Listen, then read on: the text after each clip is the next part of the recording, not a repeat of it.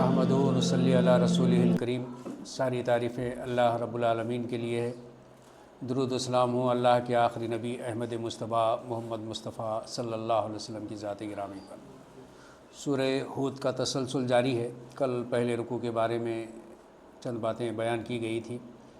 اللہ تبارک و تعالیٰ نے اسی رکوع میں یہ بات بھی ارشاد فرمائی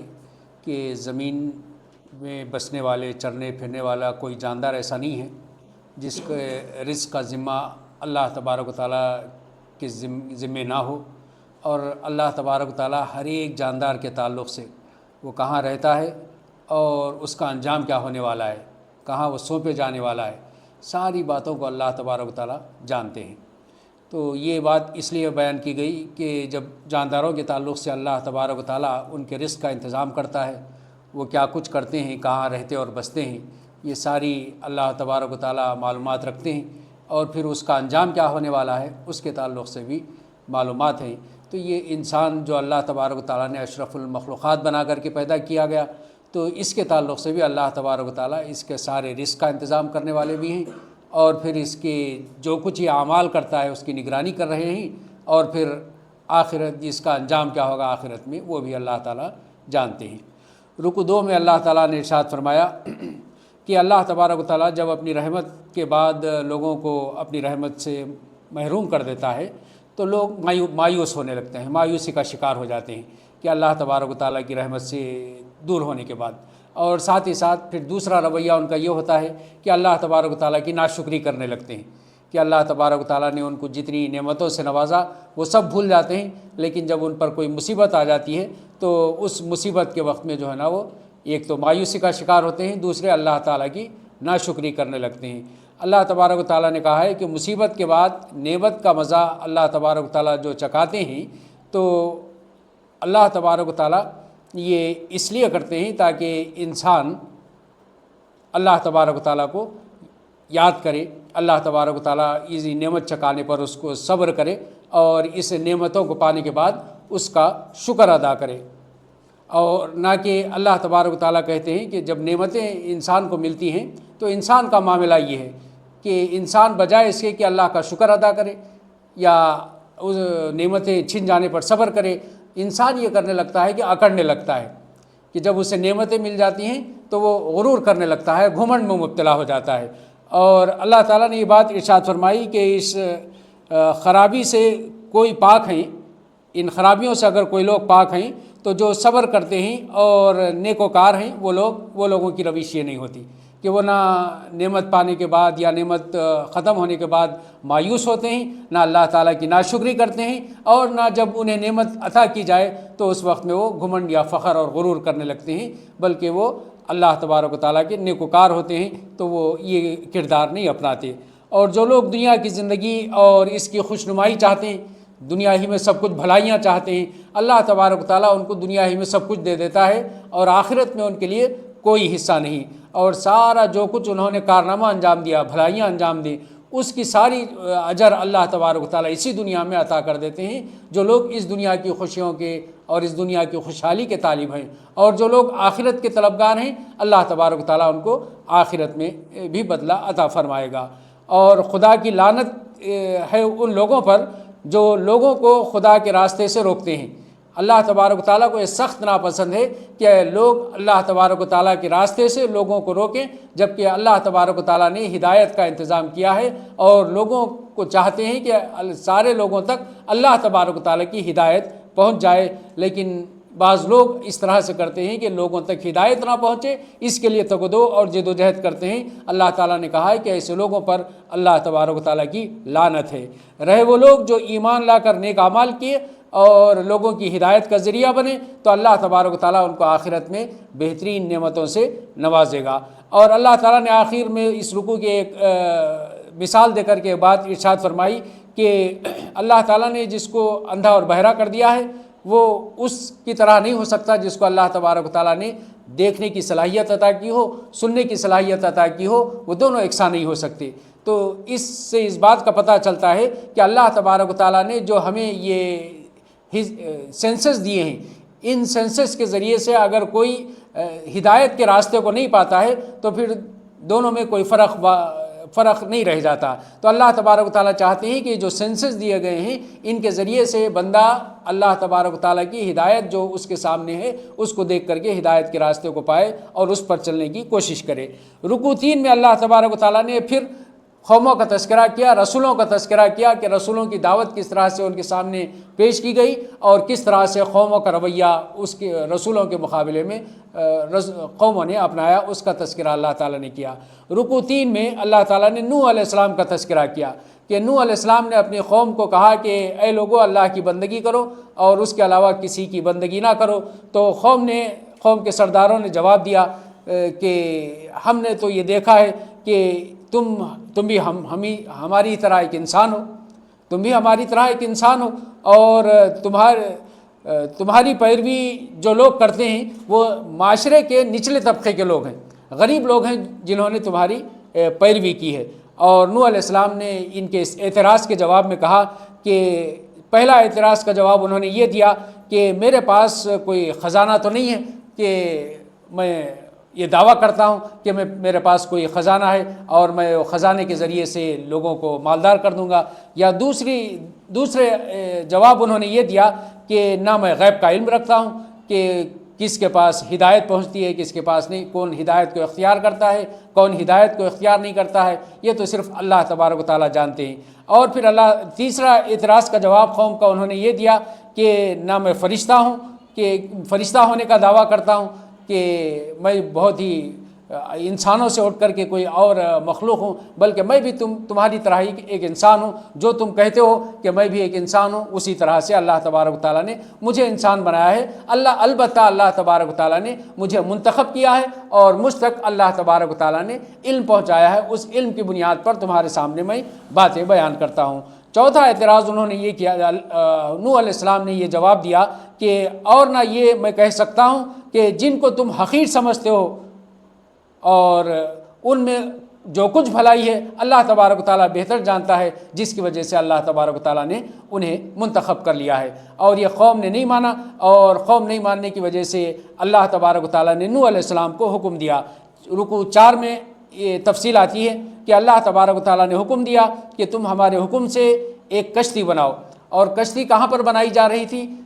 صحرا میں کشتی بنائی جا رہی تھی، جہاں پر دور دور تک کوئی سمندر نہیں تھا۔ اللہ تبارک و تعالیٰ نے کہا کہ نوح علیہ السلام کو تم اب ایک کشتی بناؤ۔ نوح علیہ السلام اللہ تبارک و تعالیٰ کا حکم پا کر کشتی بنانے لگے، تو قوم کے سرداروں نے اور قوم کے لوگوں نے مذاق اڑایا کہ تم یہاں پر کشتی صحرا میں چلاؤ گے اور ریگستان میں تم کشتی چلاؤ گے۔ نوح علیہ السلام نے کہا کہ آج تم پر ہنس رہے ہیں، مذاق اڑا رہے ہیں، ہم بھی تمہارا اسی طرح سے مذاق اڑائیں گے۔ نوح علیہ السلام کو پختہ یقین تھا کہ ایک ایسا وقت آئے گا کہ اللہ تبارک و تعالیٰ نے یہ کشتی کا حکم دیا ہے بنانے کا، اور یہ کشتی چلانے کا بھی ایک وقت آئے گا۔ چنانچہ نوح علیہ السلام نے جب کشتی بنا کر کے تیار کر دی اور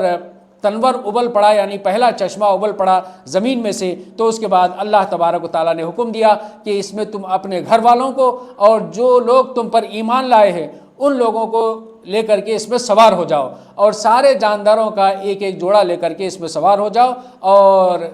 بسم اللہ مجریہا و مرساہا، اس کشتی کا چلنا بھی اللہ کے نام سے ہے اور اس کشتی کا ٹھہرنا بھی اللہ کے نام سے ہے۔ چنانچہ یہ سارے لوگ کشتی میں سوار ہو گئے، تو اس کے بعد اللہ تبارک و تعالیٰ نے آسمان سے زوردار بارش برسائی اور زمین سے پانی ابلنے لگا، حتیٰ کہ اتنا زبردست پانی ابل پڑا کہ ایک ایک موج اٹھ رہی تھی تو پہاڑ کی مانند موجیں اٹھ رہی تھی۔ اور ایسے میں حضرت نوح علیہ السلام نے، جو ان کا اپنا بیٹا تھا جو ایمان نہیں لایا تھا، کشتی میں سوار نہیں ہوا تھا، نوح علیہ السلام نے پکار کر کے کہا ہے کہ اے بیٹے آ جا، کشتی میں سوار ہو جا۔ بیٹے نے کہا کہ میں پہاڑ پر چڑھ جاتا ہوں۔ چنانچہ پہاڑ کی چوٹی پر بیٹا سوار ہونے لگا، تو نوح علیہ السلام نے کہا کہ آج کوئی چیز، کوئی سبب کام آنے والا نہیں ہے الا یہ کہ کسی پر اللہ تبارک و تعالیٰ رحم کر دے۔ تو بیٹا نہیں مانا، اور اسی دوران میں ایک بڑی موج آئی اور نوح علیہ السلام کا بیٹا بھی اس طوفان میں غرق ہو گیا۔ تو اس کے ذریعے سے ہمیں یہ سبق ملتا ہے کہ کوئی خاندانی رشتہ داری کسی کو کوئی کام آنے والی نہیں ہے جب تک کہ کوئی ایمان نہ لے آئے۔ اگر کوئی ایمان رکھتا ہو تو اس کے بعد پھر یہ سارے ذرائع اور وسائل اور وسیلے کام آ سکتے ہیں، لیکن اگر ایمان ہی نہ ہو تو پھر اس وقت میں اگر عذاب آتا ہے اور آخرت میں جب لوگ پہنچیں گے تو یہ رشتہ داریاں کسی کے کوئی کام آنے والی نہیں ہیں۔ اللہ تبارک و تعالیٰ نے اس دنیا میں بھی کافروں کو عذاب میں مبتلا کر کے ہمارے لیے سبق دے دیا ہے کہ ایمان ایک بنیادی شرط ہے کہ اللہ تبارک و تعالیٰ کے لیے اس دنیا میں اور آخرت میں کامیابی کے لیے، دنیا میں اللہ کے عذابوں سے بچنے کے لیے اور آخرت میں اللہ تبارک و تعالیٰ کی سزا سے بچنے کے لیے ایمان ضروری ہے۔ پھر اس کے بعد رکوع 5 میں اللہ تبارک و تعالیٰ نے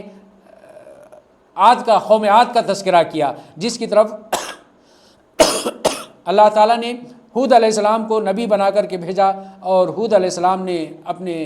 قوم کو پیغام دیا کہ اے لوگو، تم بندگی کرو اس خدا کی جس نے تمہیں پیدا کیا ہے، اور اپنے رب سے معافی چاہو اور اس کی طرف پلٹو، وہ تم پر آسمان کے دہانے کھول دے گا اگر تم اس کی عبادت کرو گے، اس کی طرف پلٹو گے اور اپنے رب سے معافی مانگو گے تو اللہ تبارک و تعالیٰ رزق کے دہانے تمہارے اوپر کھول دے گا۔ اور یہ ایک زبردست قوت والی قوم تھی۔ حضرت ہود علیہ السلام نے کہا کہ تمہاری قوت پر اللہ تبارک و تعالیٰ اور مزید قوت تمہیں عطا کرے گا اور تمہیں قوت سے مالا مال کرے گا، اور مجرم بن کر تم منہ مت موڑو۔ حضرت ہود علیہ السلام نے اپنی قوم کے سامنے جب یہ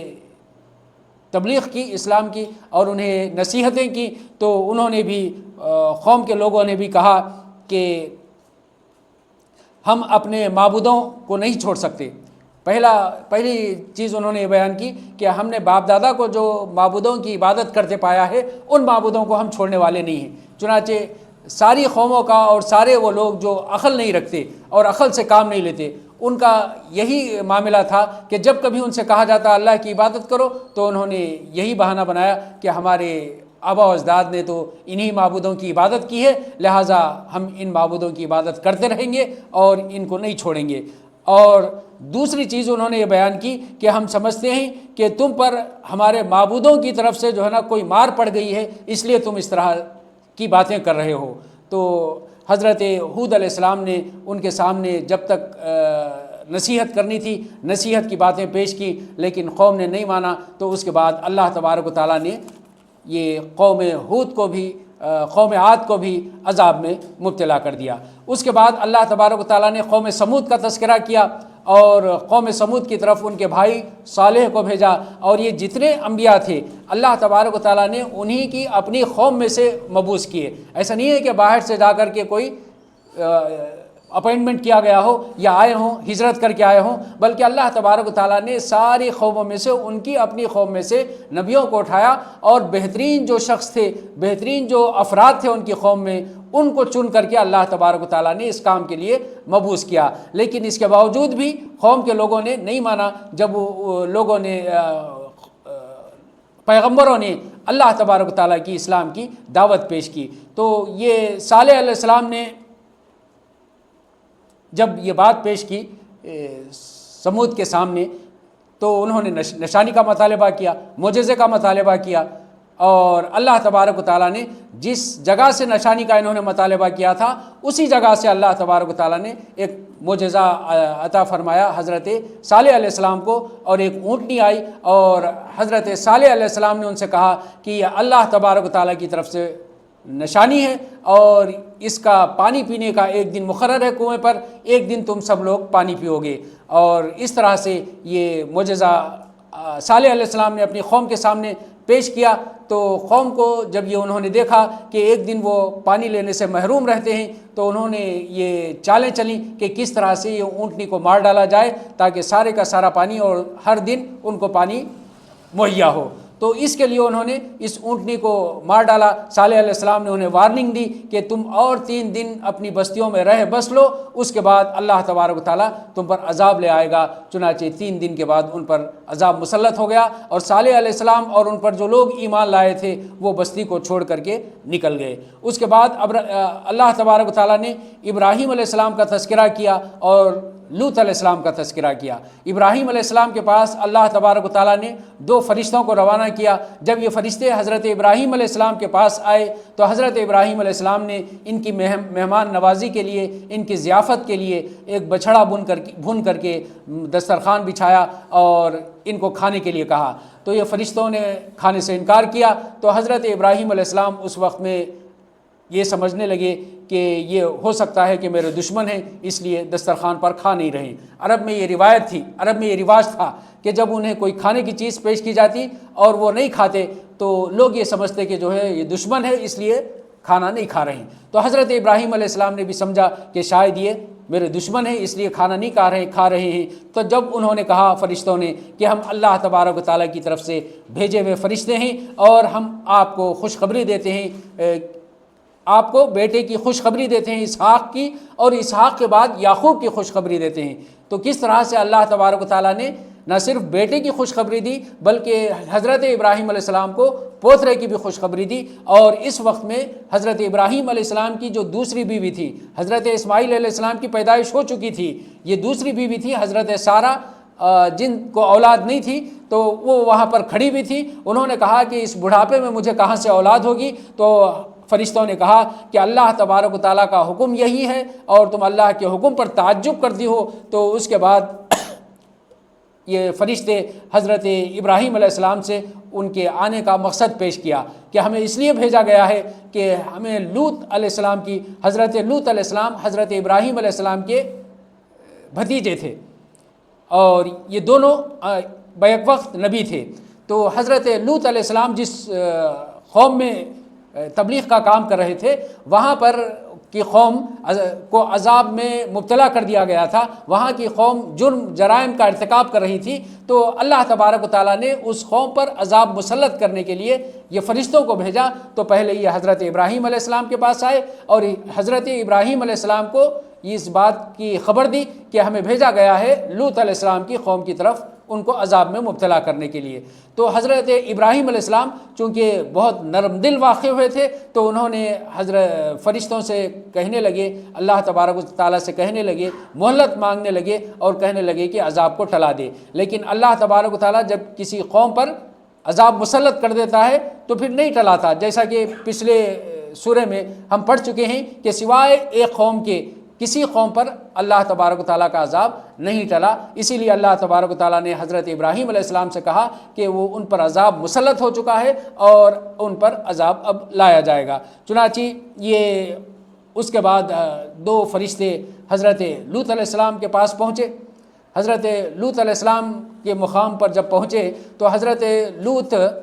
اپنے گھر میں ان کا استقبال کیا، لیکن ساتھ ہی ساتھ وہ ڈرنے لگے۔ یہ فرشتے آئے تھے 2 نوجوانوں کی شکل میں، اور یہ قوم کا یہ معاملہ تھا حضرت لوط علیہ السلام کی قوم کا کہ قوم جب بھی نوجوانوں کو دیکھتی تو وہ بدکاری کے لیے ان پر ٹوٹ پڑتی تھی۔ تو جب یہ لوگ آ کر کے جمع ہو گئے حضرت لوط علیہ السلام کے گھر پر، تو حضرت لوط نے اپنی قوم سے کہا کہ تم کیا بدکاری کرتے ہو؟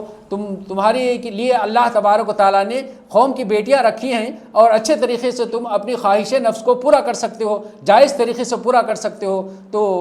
قوم نہیں مانی اور قوم چاہتی تھی کہ یہ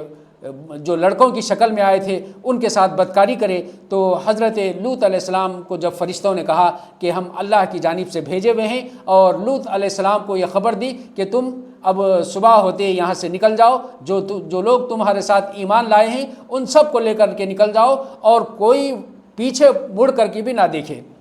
اور جب یہ صبح ہوتے ہی، کتنی دیر ہے اب، صبح ہوتے ہوتے عذاب آ جائے گا۔ تو رات یہ ایمان والے حضرت لوط علیہ السلام یہ بستی چھوڑ کر کے نکل گئے، اور ان سے جب کہا گیا کہ پیچھے مڑ کر نہ دیکھا جائے، یعنی عذاب نازل ہو رہا تھا اور لوگ عذاب میں مبتلا تھے، ان کی پریشانیوں کو دیکھ کر کے ان کی پریشانیاں ختم کرنے کے لیے واپس نہیں آئے بلکہ مڑ کر کے بھی نہ دیکھیں اور آپ اپنے راستے سے ہجرت کر کے یہاں سے چلے جائیں۔ چنانچہ اللہ تبارک و تعالیٰ نے یہ قوم لوط کو بھی عذاب میں مبتلا کر دیا ان کے گناہوں کی پاداش میں۔ اور اللہ تعالیٰ نے جب ان قوموں کو عذاب میں مبتلا کیا، یہ بات ارشاد فرمائی کہ دور پھینک دیے گئے لوط کے قوم کے لوگ، دور پھینک دیے گئے صالح کی قوم کے لوگ، سمود قوم سمود، اسی طرح سے اللہ تبارک و تعالیٰ نے کہا ہے کہ گویا یہ دھتکار دیے گئے جن پر عذاب نازل ہو گیا دنیا کی زندگی میں۔ رکوع 8 میں اللہ تبارک و تعالیٰ نے مدین والوں کا تذکرہ کیا کہ مدین والوں کے پاس اللہ تبارک و تعالیٰ نے شعیب علیہ السلام کو نبی بنا کر کے بھیجا، اور شعیب علیہ السلام کی دعوت کے جواب میں قوم کے لوگوں نے جواب دیا کہ کیا ہم سارے ہمارے معبودان کو چھوڑ کر صرف ایک خدا کی عبادت کریں؟ اور دوسری بات انہوں نے دوسرا اعتراض یہ کیا کہ کیا تمہارا دین ہمیں یہ سکھاتا ہے کہ ہم اپنے بزنسز اور ہمارے کاروبار سب ہمارے جو طریقہ کار ہے اس کو چھوڑ کر کے تمہارے بتائے ہوئے طریقے پر ہم کاروبار کرنے لگیں؟ اور انہوں نے یہ اعتراض پیش کیا، اور حضرت شعیب علیہ السلام نے یہ بات پیش کی کہ اللہ تبارک و تعالیٰ کا جب دین آتا ہے تو وہ دین کسی شعبے زندگی کے لیے نہیں آتا، بلکہ سارے شعبے زندگی کے لیے اللہ تبارک و تعالیٰ اپنے دین کو بھیجتا ہے اور ساری مکمل رہنمائی کرتا ہے۔ اب ایسا نہیں ہو سکتا کہ دین کے ایک معاملے میں ہم اللہ تبارک و تعالیٰ کی پیروی کریں، دوسرے معاملے میں اپنے خواہشات نفس کی پیروی کریں، تیسرے معاملے میں ہم اپنے آبا و اجداد کی پیروی کریں، چوتھے معاملے میں ہم اپنے دنیا کے روایات اور رواج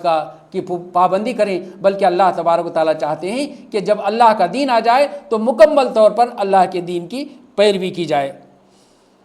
اور اللہ تبارک و تعالیٰ نے اس قوم کو بھی عذاب میں مبتلا کر دیا ان کی نافرمانی کی وجہ سے۔ رکوع 9 میں اللہ تبارک و تعالیٰ نے ارشاد فرمایا، اس کے بعد موسیٰ علیہ السلام کو اللہ تبارک و تعالیٰ نے فرعون کے پاس بھیجا، اور فرعون نے بھی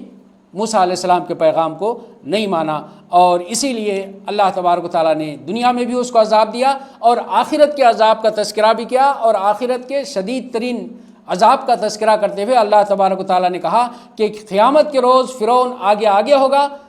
اور پیچھے پیچھے اس کی قوم دوزخ کی طرف لے جائی جائے گی۔ کتنا بدترین انجام ہے ان لوگوں کا جو اس دنیا میں اللہ تبارک و تعالیٰ کی آیات کا انکار کرتے ہیں، اللہ کے رسولوں کو جھٹلاتے ہیں۔ نہ صرف انہیں دنیا میں عذاب میں مبتلا کیا جائے گا، بلکہ آخرت کا جو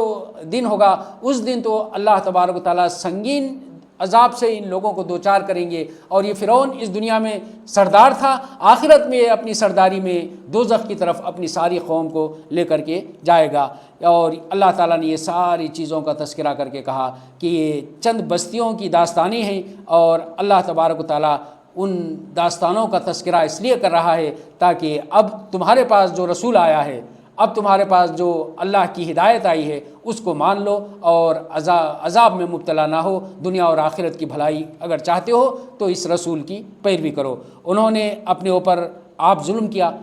جن لوگوں نے اللہ تبارک و تعالیٰ کی ہدایت کو نہیں مانا، اللہ کے رسولوں کو نہیں مانا، اللہ تبارک و تعالیٰ نے کہا کہ ہماری طرف سے ان پر کوئی ظلم نہیں کیا گیا، انہوں نے اپنے آپ کو تباہی میں مبتلا کیا اور اپنے آپ پر ظلم کیا۔ اور وہ معبود جنہیں اللہ کو چھوڑ کر یہ لوگ پکارتے تھے، انہوں نے ذلت کے سوا انہیں کچھ نہیں دیا۔ جو قومیں اللہ تبارک و تعالیٰ کے علاوہ دوسرے معبودان باطلہ کی عبادت کیا کرتی تھیں، اس دنیا میں انہیں ذلت اور رسوائی کا عذاب کا مزہ چکھنا پڑا، اور آخرت میں بھی یہ عذاب علیم سے دوچار ہوں گے۔ اللہ تعالیٰ نے ان ساری چیزوں کو بیان کر کے یہ بات ارشاد فرمائی کہ اس میں ایک نشانی ہے ہر اس شخص کے لیے جو آخرت کو مانے، ان کے لیے اس سارے قوموں کے عذاب میں نشانی ہے، اور اس نشانی کے ذریعے سے وہ ہدایت کو پا سکتا ہے۔ اس روز جب کہ آخرت کا روز ہوگا، اللہ تبارک و تعالیٰ ساری قوموں کو جمع کریں گے، سارے انسانوں کو اٹھا کر کے کھڑا کریں گے۔ اس روز کچھ لوگ بدبخت ہوں گے اور کچھ لوگ نیک بخت ہوں گے، اور جو لوگ بدبخت ہوں گے وہ جنت میں ایسے ہانپ رہے ہوں گے اور پیاس کی شدت ہوگی، اللہ تبارک و تعالیٰ نے اس کی تصویر کشی کی ہے۔ اور جو لوگ نیک بخت ہوں گے، اللہ تبارک و تعالیٰ بہترین نعمتوں سے آخرت میں انہیں نوازے گا۔ رکوع 10 میں اللہ تعالیٰ نے کہا کہ اے نبی صلی اللہ علیہ وسلم، تم اور تمہارے ساتھی راہ راست پر ثابت قدم رہو، اور راہ راست پر ثابت قدمی دکھاتے رہو تاکہ تم اچھے انجام سے دوچار ہو، اور نماز قائم کرو، اور دن کے دونوں سروں پر اور رات کے کچھ گزرنے پر۔ اللہ تبارک و تعالیٰ نے نہ صرف استقامت کی بات کہی ہے بلکہ نیک کاموں کی تلقین کی ہے، تاکہ اس نیکی کے ذریعے سے اللہ تبارک و تعالیٰ نے وعدہ کیا ہے کہ جو لوگ نیکی کو اختیار کرتے ہیں اللہ تبارک و تعالیٰ ان کی برائیوں کو اس نیکی کی وجہ سے دور کر دیتا ہے۔ اور تیرا رب ایسا نہیں ہے کہ بستیوں کو ناحق قتل کرے یا ناحق تباہ کرے، بلکہ ہلاک کرنے کے لیے، بستیوں کی اصلاح کرنے کے لیے اللہ تبارک و تعالیٰ ہمیشہ انتظام کرتا ہے، اور اس اصلاح کے باوجود اگر قومیں نہیں سدھریں تو اس وقت میں اللہ تبارک و تعالیٰ کا عذاب نازل ہوتا ہے۔ اور اے نبی صلی اللہ علیہ وسلم، یہ پیغمبروں کی قصے تمہیں ہم اس لیے سنا رہے ہیں، اس کا ریزن یہ ہے، اس کا مقصد یہ ہے کہ سب سے پہلا مقصد یہ ہے تاکہ اس کے ذریعے سے تمہارے دلوں کو مضبوط کریں۔ یعنی نبی کریم صلی اللہ علیہ وسلم کہ کن سنگین حالات میں دعوت اور اسلام کی تبلیغ کا کام کر رہے تھے، تو اس وقت میں مخالفت کا، شدید ترین مخالفت کا آپ کو سامنا تھا۔ ایسے موقع پر اللہ تبارک و تعالیٰ نے کہا کہ پچھلی قوموں میں بھی ایسا ہوتا رہا ہے، نبیوں نے جب اسلام کی دعوت پیش کی تو ان کی قوموں نے ان کی مخالفت کی، اور شدید ترین مخالفت کا انہیں سامنا رہا۔ اللہ تبارک و تعالیٰ نے یہ سارے قصے اس لیے بیان کیے تاکہ تمہارے دل مضبوط ہوں اور تم استقامت کے ساتھ یہ کام کرتے رہو۔ اور دوسرا مقصد اللہ تبارک و تعالیٰ نے بیان کیا کہ ان قوموں کا اور عذاب کا واقعات بیان کرنے کا مقصد یہ ہے تاکہ حقیقت کا علم تمہیں ہو، یعنی خالی کہانی اور قصوں کے ذریعے سے تم اپنی زندگی مت گزارو، بلکہ اللہ تبارک و تعالیٰ نے کہا ہے کہ اصل حقیقت جو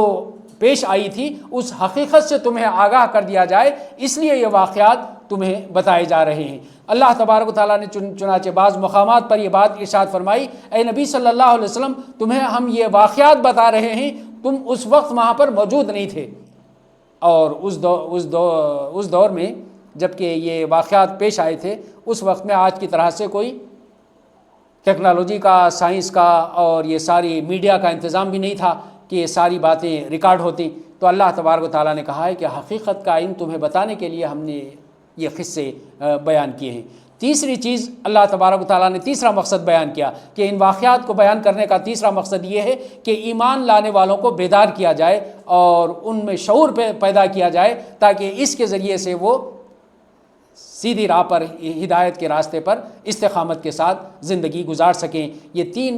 وجوہات ہیں جس کی وجہ سے ہم یہ سارے واقعات کو تمہارے سامنے بیان کر رہے ہیں، اور اللہ تبارک و تعالیٰ نے ابھی تو 2 مرتبہ ہوا ہے، اس کے بعد بھی اللہ تبارک و تعالیٰ نے بار بار کئی صورتوں میں ان نبیوں کے، ان رسولوں کے واقعات، اللہ تبارک و تعالیٰ نے عذاب کے واقعات کا تذکرہ کیا تاکہ لوگ اس سے سبق حاصل کر سکیں۔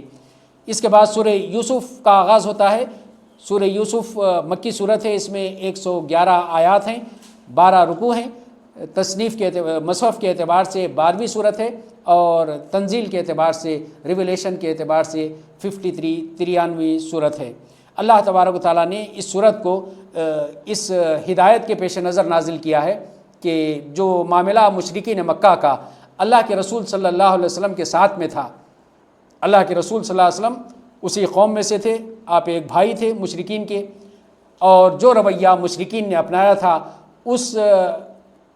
رویے کو سبق لینے کے لیے اللہ تبارک و تعالیٰ نے مشرکین کے لیے یہ ساری صورت نازل کی، اور اس میں یوسف علیہ السلام کو ان کے بھائیوں کے ساتھ کیسا رویہ تھا وہ پیش کیا، اور اس کا انجام کیا ہوا وہ بھی اللہ تبارک و تعالیٰ نے پیش کیا تاکہ مشرکین اس کے ذریعے سے ہدایت کا راستہ اپنائیں۔ تو پہلے رکوع میں اللہ تعالیٰ نے ارشاد فرمایا یہ کتاب کی آیات ہیں جو اللہ تبارک و تعالیٰ نے جس میں کھول کر کے واضح طور پر تعلیمات کو بیان کیا ہے۔ لوگ سمجھتے ہیں کہ اللہ تبارک و تعالیٰ نے قرآن کی تعلیم، قرآن کی آیات اس طرح سے بیان کی ہیں کہ لوگ نہیں سمجھ سکتے،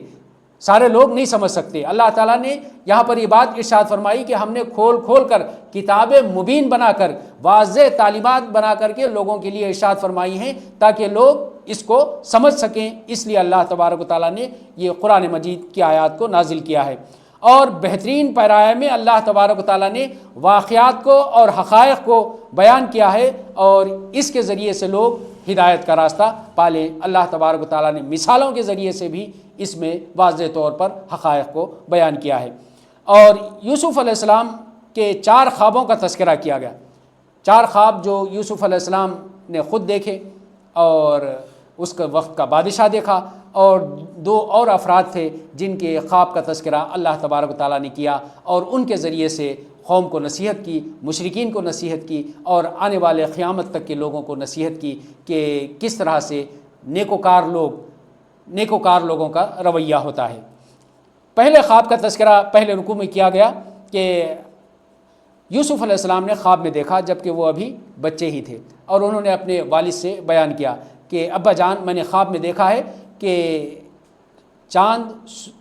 سورج اور 11 ستارے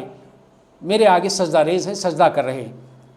تو جب یہ یعقوب علیہ السلام، یوسف علیہ السلام جو تھے، یوسف بن یعقوب بن اسحاق بن ابراہیم، یعنی 4 نسلوں میں پے در پہ یہ انبیاء، تو یوسف علیہ السلام حضرت یعقوب علیہ السلام کے بیٹے، وہ بھی نبی تھے۔ یعقوب علیہ السلام حضرت اسحاق علیہ السلام کے بیٹے، وہ بھی نبی تھے۔ اسحاق علیہ السلام حضرت ابراہیم علیہ السلام کے بیٹے، یہ چاروں نبی تھے۔ اور یوسف علیہ السلام نے جب خواب دیکھ کر کے اپنے والد کو بیان کیا تو والد نے خواب سنا اور کہا کہ ایسا ہی ہوگا، اور اللہ تبارک و تعالیٰ تمہیں اپنے چنندہ بندوں میں شامل کرے گا اور تمہیں رسالت کے کام پر مامور کرے گا۔ اور حضرت یعقوب علیہ السلام نے ایک نصیحت اور یہ کی کہ یوسف علیہ السلام کو کہ تم اپنے خواب کو اپنے بھائیوں سے بیان مت کرو۔ حضرت یعقوب علیہ السلام جانتے تھے کہ یہ جو دوسرے بھائی تھے، پورے کل 11 بھائی تھے، 11 میں 2 یوسف علیہ السلام اور ان کے ایک بھائی جو ایک والدہ سے تھے، اور دوسری والدہ سے اور 9 بھائی تھے۔ تو یعقوب علیہ السلام نے کہا کہ دوسرے بھائیوں سے یہ خواب نہ بیان کریں۔ جب خواب کسی کو بھی آتے ہیں، کسی بندے کو، تو وہ 3 طرح کے ہوتے ہیں۔ ایک خواب ہوتا ہے نفسانی، یعنی انسان جن کاموں میں سڑگیڑنا رہتا ہے، جو کام کاج کرتا ہے اور جو دھن اس پر سوار رہتی ہے، وہ اس کے مطابق نیند میں خواب دیکھتا ہے، خواب میں وہ باتیں دیکھتا ہے۔ دوسرا خواب شیطانی خواب ہوتا ہے، شیطان برے خواب انسان کو دکھاتا ہے، یہ شیطانی خواب ہوتا ہے۔ اور تیسرے رحمانی خواب، اللہ تبارک و تعالیٰ اپنے بندوں کو خواب میں کوئی چیز دکھاتے ہیں اور وہ سچ ہوتی ہے، اور وہ چیزیں اللہ تبارک و تعالیٰ کی طرف سے ہوتی ہیں۔ تو یہ 3 طرح کے خواب ہوتے ہیں۔ جب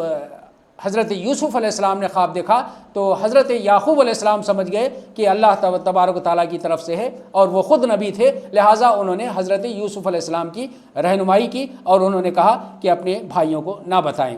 اور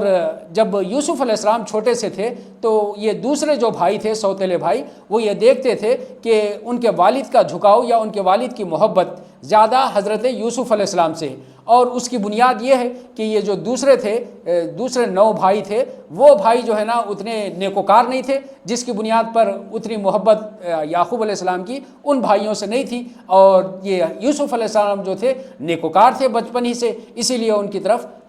حضرت یعقوب علیہ السلام کی محبت مائل تھی، اور یہ وہ بھائی محسوس بھی کرتے تھے۔ چنانچہ جب یہ بھائیوں نے محسوس کیا کہ یوسف علیہ السلام سے ان کے والد زیادہ محبت کرتے ہیں تو اعتراض بھی کیا اور یہ بات بھی رکھ دی کہ اے ابا جان، کیا بات ہے، کیا آپ یوسف علیہ السلام سے زیادہ محبت کرتے ہیں اور ہم سے اتنی نہیں کرتے؟ حالانکہ ہم ایک جتھا ہیں، ہم نوجوان ہیں، ہم ایک جمعیت ہیں، ہم آپ کے کام آ سکتے ہیں۔ تو یعقوب علیہ السلام سے انہوں نے اعتراض بھی کر دیا۔ جو ناکارہ اولاد ہوتی ہے یا جو اولاد صحیح راستے پر نہیں ہوتی، وہ اسی طرح سے والدین پر اعتراض کرتی ہے، تو انہوں نے بھی اپنے والد پر اعتراض کیا۔ اور پھر اس کے بعد یہ سارے بھائیوں نے مل کر تدبیریں کرنے لگے کہ کس طرح سے یوسف علیہ السلام کو ختم کر دیا جائے تاکہ ساری محبت ان کے والد صرف اور صرف انہی سے کریں۔ اور اس کے لیے انہوں نے پروگرام بنایا۔ وہ پروگرام یہ بنایا کہ ساری تدبیریں کہ کسی نے کہا کہ ہم قتل کر دیں گے، کسی نے کہا کہ کہیں لے جا کر کے صحرا میں چھوڑ دیں گے اور چھوڑ کر کے آئیں گے۔ چنانچہ انہوں نے پروگرام بنا کر کے حضرت یعقوب علیہ السلام سے ایک دن کہنے لگے۔ رکوع 2 میں اللہ تبارک و تعالیٰ نے اس کا تذکرہ کیا۔ یعقوب علیہ السلام سے انہوں نے کہا اپنا پروگرام بنا کر کہ یوسف علیہ السلام کو آپ ہمارے ساتھ جانے دیں، ہم تفریح کے لیے جا رہے ہیں، ہم سیر تفریح کے لیے جا رہے ہیں، یوسف علیہ السلام کو بھی ہمارے ساتھ روانہ کریں۔ یہ یعقوب علیہ السلام اچھی طرح جانتے تھے کہ یہ دونوں میں دشمنی ہے، لہٰذا ان کو ساتھ بھائیوں کے ساتھ نہیں بھیجا کرتے تھے، اور اصرار کر کے انہوں نے یوسف علیہ السلام کو اپنے ساتھ میں لے جانے کے لیے اصرار کیا۔ حضرت یعقوب علیہ السلام نے اندیشہ بھی ظاہر کیا کہ کہیں ایسا نہ ہو کہ چھوٹا بچہ ہے، جنگل میں جائے اور جنگل میں کوئی بھیڑیا کھا لے، تو انہوں نے یہ بات پیش کی سارے بھائیوں نے، اور یقین دلایا کہ ہم تو ایک مضبوط جتھا ہیں، ہم اس کی حفاظت کریں گے، ہم ایسا نہیں ہونے دیں گے۔ تو یعقوب علیہ السلام بادل ناخواستہ یوسف علیہ السلام کو ان کے ساتھ روانہ کر دیا، اور انہوں نے لے کر کے جنگل میں پہنچے اور اپنے پروگرام کے مطابق طے کرنے لگے کہ قتل کر دیا جائے یا پھر کہیں پر چھوڑ دیا جائے صحرا میں بھٹکنے کے لیے۔ تو انہوں نے ایک کنویں کو دیکھا، کنویں کو دیکھ کر کے کہا کہ قتل کرنے کے بجائے اس اندھے کنویں میں ڈال دیا جائے۔ چنانچہ انہوں نے طے کر کے اس میں کنویں میں حضرت یوسف علیہ السلام ابھی جو چھوٹے بچے تھے ان کو کنویں میں ڈال دیا۔ کنویں میں ڈال کر کے اب روتے پیٹتے گھر واپس پہنچے۔ واپس پہنچ کر کے جو ان کا شرٹ تھا وہ بھی اس پر خون کے دھبے، جانوروں کے خون کے دھبے لا کر کے حضرت یعقوب علیہ السلام سے کہنے لگے کہ ہم کھیل کود میں مصروف تھے اور یوسف علیہ السلام کو ہمارے سامان کے پاس حفاظت کے لیے چھوڑ دیے تھے، اور ایک بھیڑیا آیا اور آ کر کے یوسف علیہ السلام کو شکار کر لیا۔ یہ انہوں نے بہانہ بنایا۔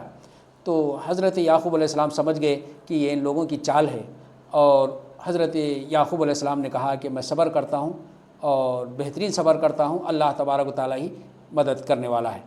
اور یہ کنویں میں یوسف علیہ السلام کو ڈال کر کے آ گئے تھے۔ وہاں پر سے قافلے گزرا کرتے تھے، ایک قافلہ گزر رہا تھا، اس قافلے کی نظر کنویں پر پڑی، کنویں پر جا کر کے ڈول ڈالا تو ڈول میں پانی کے بجائے حضرت یوسف علیہ السلام ملے۔ تو کنویں کے لوگوں نے جو پانی کھینچ رہے تھے انہوں نے کہا کہ یہ تو غلام ہے، یہ تو بچہ ہے جو ہمیں مل گیا ہے۔ چنانچہ انہوں نے اس بچے کو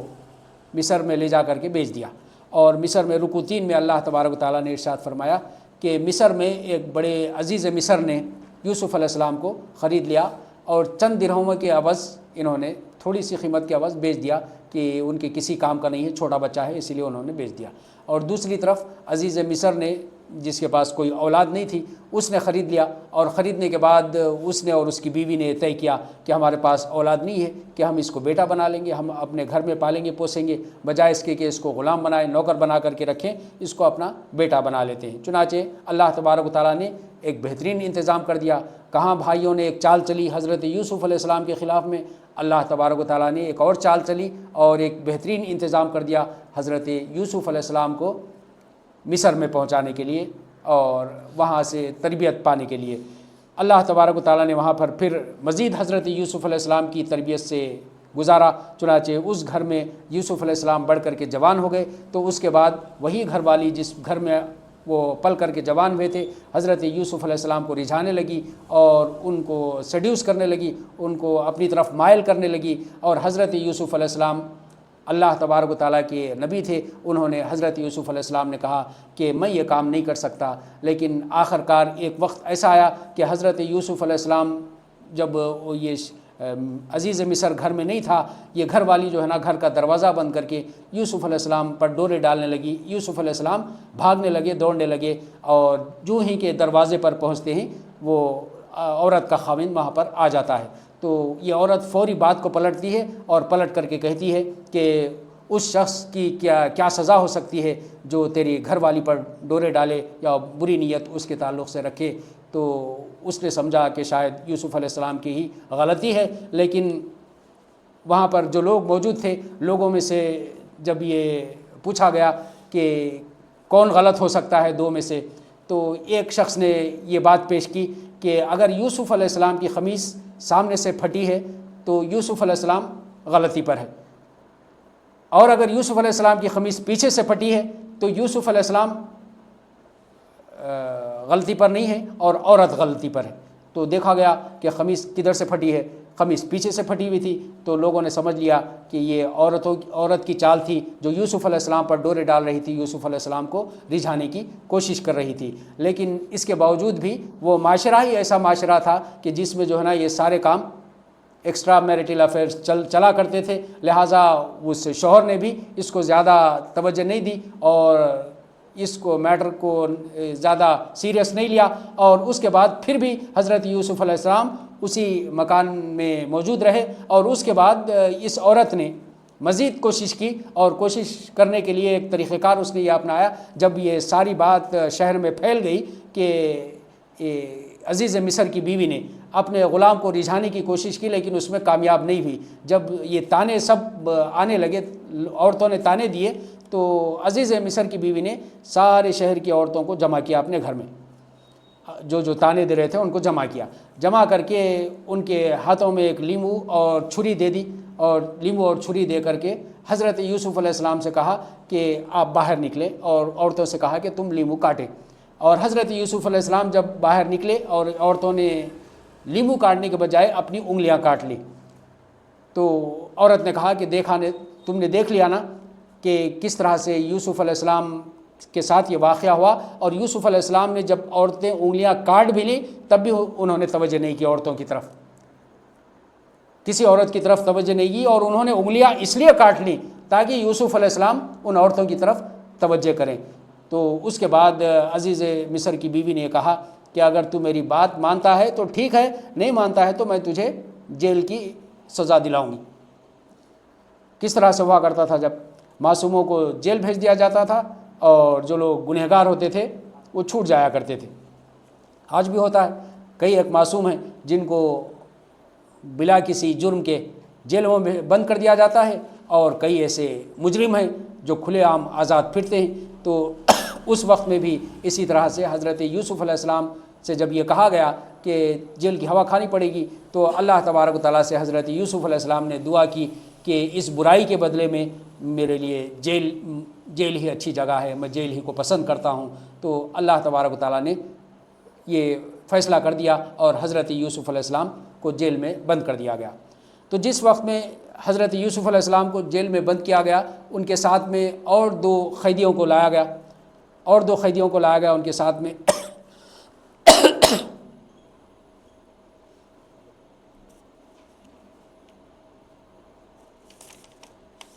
اب یہ بیچ میں رکوعات کا تسلسل چل رہا، واقعہ چلے تو تسلسل کے ساتھ چلے گیا، رکوعات چلے گئے بیچ میں، تو واقعے کا تسلسل ایسا رہتا واقعات، اور اللہ تعالیٰ نے اس قصے کو، اس واقعے کو کہا ہے احسن القصص، سب سے بہترین واقعہ جو اللہ تعالیٰ نے قرآن مجید میں بیان کیا۔ اب یہ واقعہ اتنا بہترین تھا، آپ لوگ بھی بہت توجہ سے سن رہے تھے ہوں گے، میں بھی اتنا مہو تھا کہ بیچ میں رکو بولنا بھول گیا، میں کون سے رکو میں کیا چل رہا تو عزیز چوتھا رکوع کا واقعہ تھا کہ جس میں حضرت یوسف علیہ السلام کو جیل میں ڈال دیا گیا، اور پانچویں رکوع میں یہ بات آئی ہے کہ حضرت یوسف علیہ السلام کے ساتھ میں دو اور قیدیوں کو لایا گیا، اور دو قیدیوں نے حضرت یوسف علیہ السلام کے ساتھ میں رہتے ہوئے دیکھا کہ یہ بہت ہی نیک آدمی ہیں، لہٰذا ایک دن یہ دونوں کو خواب پڑا، یہ دو قیدیوں کو خواب پڑا رات میں۔ ایک قیدی کو خواب یہ پڑا کہ وہ شراب کشید کر رہا ہے، یعنی پھلوں سے شراب نکال رہا ہے، اس خواب میں یہ دیکھا۔ دوسرے نے یہ دیکھا کہ اس کے سر پر روٹیاں ہیں اور پرندے آ کر کے وہ روٹیاں نوچ کر کے کھا رہے ہیں۔ تو یہ دو افراد نے حضرت یوسف علیہ السلام سے اپنے خواب کی تعبیر پوچھنے کے لیے ان سے سوال کیا، تو حضرت یوسف علیہ السلام نے خواب کی تعبیر بتانے سے پہلے اسلام کی تبلیغ پیش کی، اور اسلام کی تبلیغ پیش کر کے سارے نبیوں کا تذکرہ کیا، اور بتایا کہ جو ہے نا صحیح راستہ اسلام کا، ہدایت کا راستہ کیا ہے، اور پھر یہ بھی بتایا کہ کیا تمہارے لیے وہ بہت زیادہ معبودان زیادہ اچھے ہیں، کیا ایک ہی اللہ، ایک ہی واحد معبود صحیح ہے تمہارے لیے۔ یہ بھی بات انہیں توحید کی بات بھی ان قیدیوں کے پاس پہنچا دی، اور اس کے بعد بتایا کہ دوپہر کا کھانا آنے سے پہلے میں تمہارے سامنے ایک خواب کی تعبیر بتا دیتا ہوں، تمہارے خوابوں کی تعبیر۔ چنانچہ حضرت یوسف علیہ السلام نے بتایا کہ پہلا شخص جو شراب کشید کر رہا تھا پھلوں سے، اس کے بارے میں بتایا کہ تجھے رہائی مل جائے گی، تو جیل سے رہا ہو جائے گا، اور تو بادشاہ کے دربار میں پہنچ جائے گا اور بادشاہ کا درباری بن جائے گا اور بادشاہ کو سرو کرے گا۔ اور دوسرے شخص کے تعلق سے حضرت یوسف علیہ السلام نے کہا کہ تجھے قتل کر دیا جائے گا اور تیرے گوشت کو پرندے نوچیں گے۔ چنانچہ چند دن کے بعد اسی طرح سے واقعہ ہوا، اور جس کو چھوٹنا تھا اس کو حضرت یوسف علیہ السلام نے کہا کہ جب تو چھوٹ جائے اور بادشاہ کے دربار میں پہنچ جائے تو اس وقت میں میرا تذکرہ بادشاہ سے کر دینا۔ حضرت یوسف علیہ السلام نے اس شخص سے کر دیا۔ اور رکوع 6 میں اللہ تبارک و تعالیٰ نے ارشاد فرمایا، یہ 3 خواب ہو گئے نا اب تک، کتنے ہوئے؟ 3 ہوئے نا، اب چوتھا خواب ہے رکوع 6 میں۔ بادشاہ نے خواب دیکھا عزیز مصر نے کہ 7 موٹی تازی گائیں ہیں اور 7 دبلی پتلی گائیں ہیں، اور 7 موٹی تازی گائیں 7 دبلی پتلی گایوں کو کھا رہی ہیں۔ اسی طرح سے 7 ہرے بھرے شاخیں رکھے ہوئے اور 7 سوکھی شاخیں رکھی ہوئی ہیں۔ تو بادشاہ نے خواب دیکھا تو اپنے درباریوں سے پوچھا کہ اس کی تعبیر کیا ہے؟ تو بہت سے درباریوں نے کہا کہ یہ تو ایسے وہم اور خیال ہے، آتے رہتے ہیں خواب، یہ خوابوں کی کوئی تعبیر نہیں ہوا کرتی۔ اس طرح سے انہوں نے بیان کیا، جبکہ یہ جو شخص تھا دربار میں موجود تھا، جب اس نے یہ سنا تو اس کو اسٹرائک ہوا، ارے ابراہیم علیہ السلام نے کہا تھا ان کا تذکرہ کرنے کے لیے۔ اس شخص نے بادشاہ سے کہا کہ میں آپ کو خواب کی تعبیر بتاتا ہوں، مجھے ذرا جیل میں پہنچا دیجیے۔ اور جب یہ جیل میں گیا، جا کر کے حضرت یوسف علیہ السلام سے کہا کہ اس طرح سے بادشاہ نے خواب دیکھا ہے، تو حضرت یوسف علیہ السلام نے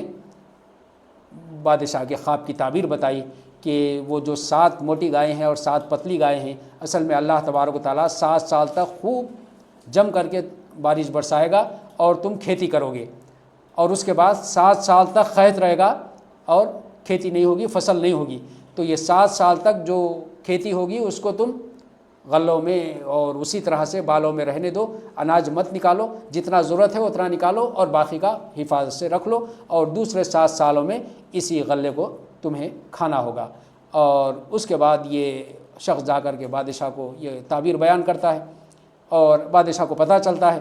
کہ یوسف علیہ السلام نے یہ تعبیر بتائی ہے۔ اور بادشاہ کو جب یہ پتہ چلتا ہے تو بادشاہ دربار میں حاضر ہونے کے لیے یوسف علیہ السلام تک پیغام پہنچاتے ہیں، اور یوسف علیہ السلام بادشاہ کے دربار میں آنے سے پہلے جو باتیں بیان کرتے ہیں وہ 13ویں پارے میں ہیں۔ انشاءاللہ کل تفصیلات بیان کی جائیں گی۔ وآخر الدعوانا ان الحمد للہ رب العالمین۔